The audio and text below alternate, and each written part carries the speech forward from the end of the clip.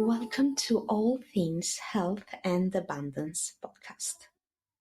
This is the podcast where we discuss different health-related issues and come with real tips and advice. Today there is no one joining me on the studio.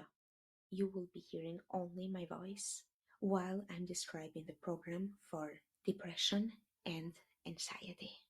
I advise you to get a pen and paper and let's go into that. If you're suffering from anxiety and depression, the first thing I would recommend you is walking for 60 minutes a day. If you can walk in nature, it's even better. With regards to color therapy, try to surround yourself with colors such as white, deep blue, and green. In addition to that, try to create a routine of when you wake up, even if you're tired, even if you don't want to get out of bed. I understand it. I've been there myself, but try to create a routine of when you wake up, a routine of when you go to bed, a routine of eating, a routine of everything that would really, really help. And in addition to that, try to eat warm, healthy, cooked food. You know, everything is connected. Please try to cook some food. Cook every day something. It doesn't have to be complicated, but it has to be warm and healthy, and try to avoid dry food. Further on, having a nice house, a clean and tidy house, it really helps. In yoga, we say tidy and clean house means tidy mind. And maybe you want to have some plants and flowers around. That would really help. Now I'm going into a bit more complicated stuff.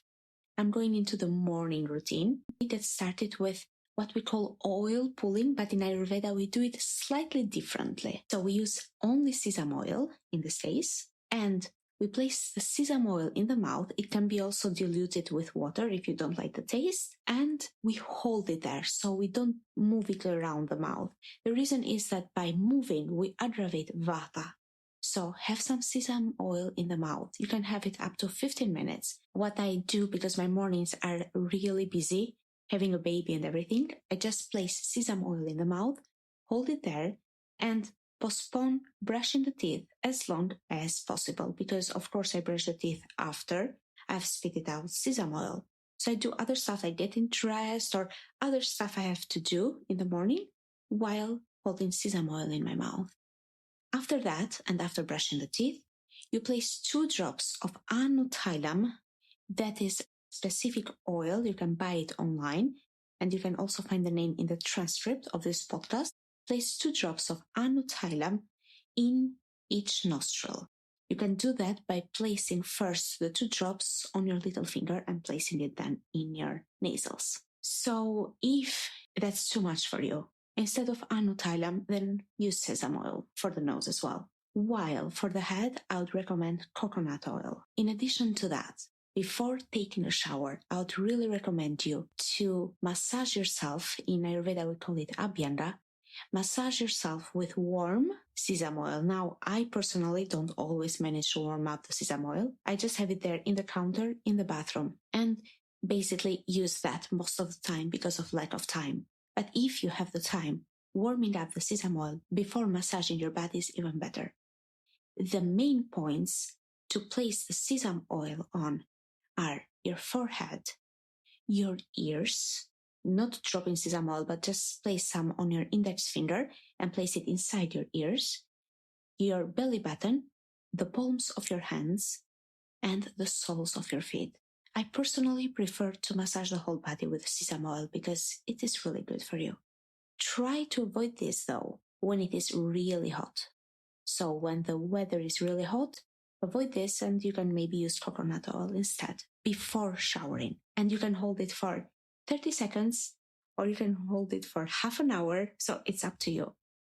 While in Ayurveda, then they say you should practice yoga. To be totally honest, I don't do that. I wouldn't get oil on my mat. So I don't practice yoga while having sesame oil on my body. But if you want to do that, of course, go ahead and do it. It's even better. Another thing that is recommended is using sandalwood as a perfume or maybe in a diffuser. Sandalwood is an essential oil that is really sweet. It has really a very nice scent. Moreover, there are 3 Ayurvedic plants that you can basically find online.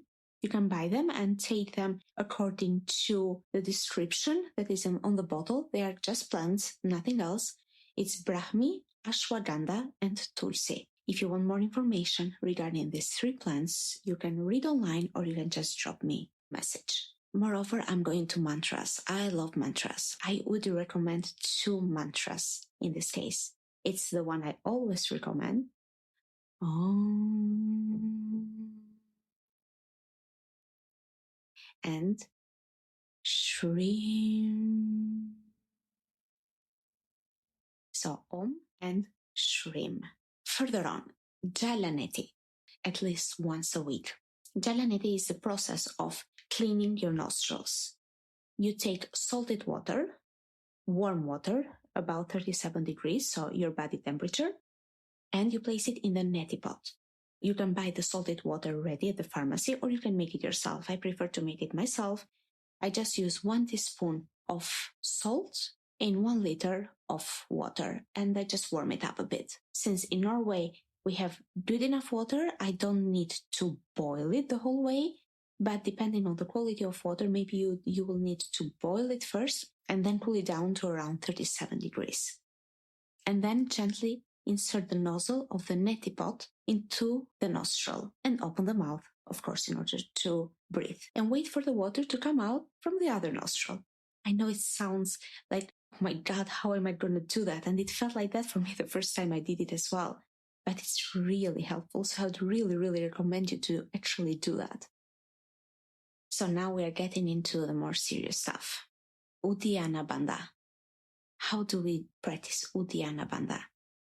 Sit somewhere where you're comfortable. Suck your abdominal wall in and up after exhaling. So exhale, suck in your stomach basically, and up. And continue to hold this position while restraining your breath. So do not breathe in. So you just hold it for a few seconds and then you release and breathe in. This is recommended to be done on an empty stomach. It's not so pleasurable doing it right after having eaten at all.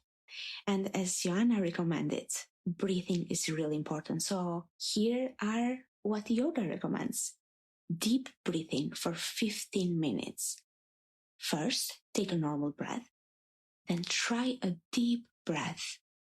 Breathe in slowly through your nose, allowing your chest and lower belly to rise as you fill your lungs.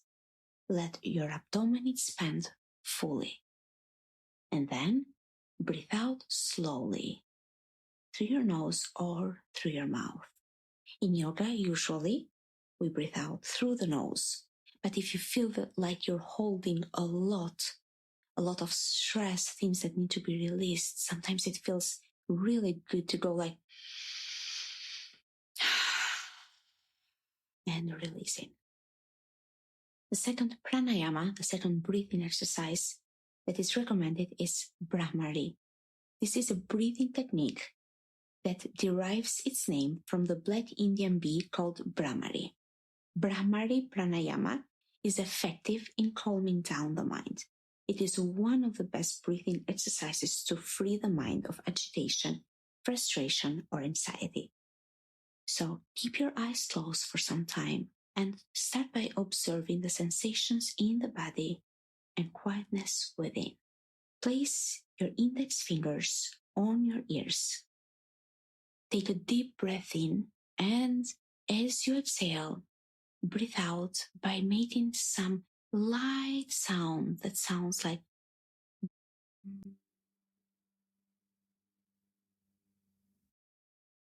and that will sound to you like a bumblebee, actually.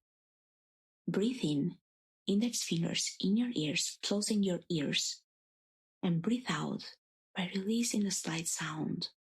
By the way, that will sound louder in your mind than it actually is, so don't worry so much about it. Do this several times, and ideally up to 21 times. So breathe in, index fingers in your ears. Breathe out by releasing a slight sound.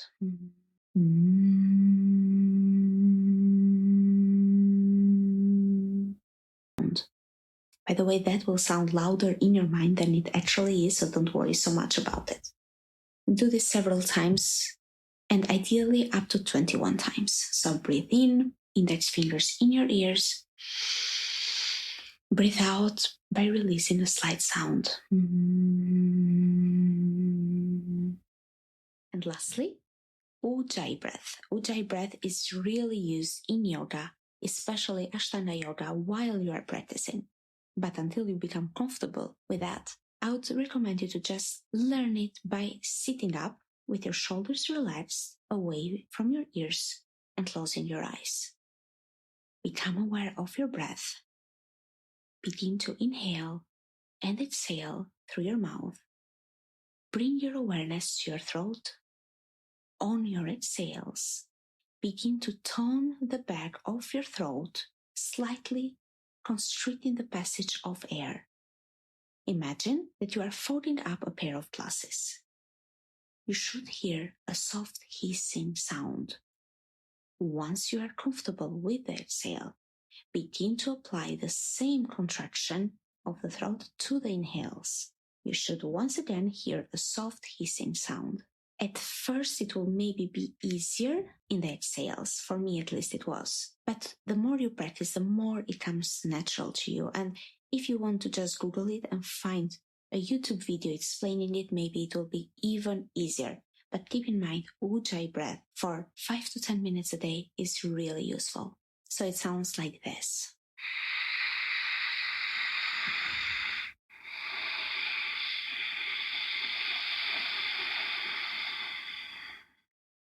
You will get the hang of it after some tries.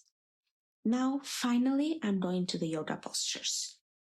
As always, pen and paper. I am not going to describe the yoga postures as you can find them online, so I wouldn't want to waste actually your time listening to this, but I will tell you exactly what to do, for how many minutes to hold it. And if you want more details about it, just Google it. Find a YouTube video. That's the easiest way, instead of me explaining it and probably you getting lost in your thoughts. So find a YouTube video, see how the teacher there explains it, and follow her. These are pretty easy yoga postures. You start by 12 rounds of sun salutation, Surya Namaskar. Then you continue with 1 minute of holding the cobra position, Bhujangasana. Now, I know 1 minute sounds a lot, so I do not expect you, and you should not expect yourself either, to actually hold it for 1 minute the first time you try it. So build up to it. If 5 seconds is what you can do, then start by repeating it for 5 times, and then increase and increase and increase until you manage to hold the position for an entire minute without taking a break. And this is valid for all the positions. See what you manage and build up from there. So Cobra or Bhujangasana for 1 minute. Then Locust or Shalabhasana for 15 seconds. Bow pose, Dhanurasana, for 30 seconds. The spinal twist, choose one that is comfortable for you. 2 minutes per side. Sitting forward fold, Paschimottanasana, for 1 minute. The camel, Ustrasana, for 2 minutes. Now, this is a tough one to hold for 2 minutes, but do your best. Start with whatever you manage and build up from there. The triangle pose, Trikonasana, for 1 minute per side on each side. Hero pose, Virasana, 1 minute per side. And Shavasana. So actually, this whole practice won't take more than 20 minutes tops. Once you have learned how to practice each of them, 20 minutes, maybe 30 minutes tops. It's worth a try, right? And in Shavasana, I would really recommend you to practice Yoga Nidra. You find the Yoga Nidra in the program, so go at the next special and you can listen to the Yoga Nidra for stress, anxiety, and depression. Now it's your turn. Let us know what health and abundance subjects you want us to cover in the future. Do that by commenting on the post on Instagram. Thank you so much for listening. If you liked it, please leave a review at podchaser.com. Just search for the podcast and write a good review. If you have questions or if you want to book a session with me, please do let me know on Instagram. And remember, You are always creating your health and abundance. What do you choose to create today?